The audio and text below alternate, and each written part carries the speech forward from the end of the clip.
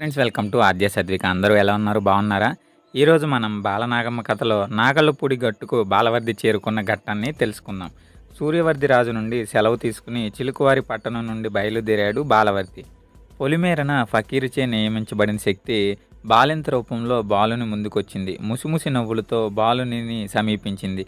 OC రక్కసి, నీకిదేమి వేషము అని కత్తి తీసి దాని గుండెలోకి గొచ్చబోయాడు. ఆగబోయి రాజా, నన్ను చంపి నీకేమి ప్రయోజనము? నన్ను కూడి మెప్పించినేవి నీ తల్లి దగ్గరకు మార్గాన్ని చెప్పుతాను అన్నది. కసుగాయను నాతో నీకు సరసమా అన్న బాలునకు తన శక్తినిచ్చి ఆనందించింది.